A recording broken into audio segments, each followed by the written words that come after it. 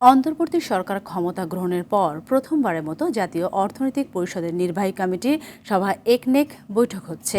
রাজধানী তেজগাঁওয়ে প্রধান উপদেষ্টার কার্যালয়ে বেলা 11:30টায় বৈঠক শুরু হয়। 2টা পর্যন্ত বৈঠক চলার কথা রয়েছে। বৈঠকে সভাপতিত্ব করছেন প্রধান উপদেষ্টা ডক্টর মোহাম্মদ ইউনূস। যদিও এর আগে শেরেবাংলা নগরে জাতীয় অর্থনৈতিক পরিষদের সম্মেলন কক্ষে একনেক সভা অনুষ্ঠিত হতো। সরকারের বিভিন্ন উন্নয়ন প্রকল্পের বিষয়ে একনেক সভায় সিদ্ধান্ত নেওয়া হয়ে থাকে। সভা শেষে পরিকল্পনা কমিশনে পরিকল্পনা উপদেষ্টা ওয়াহিদ উদ্দিন মাহমুদের সংবাদ সম্মেলনের কথা রয়েছে। জানা গেছে, একনেকে অনুমোদনের জন্য 5টি প্রকল্প উত্থাপন করা হতে পারে, যার মধ্যে 3টি সংশোধিত এবং 2টি নতুন প্রকল্প। সর্বশেষ গত 2 জুলাই শেখ হাসিনা সরকারের শেষ একনেক সভা হয়।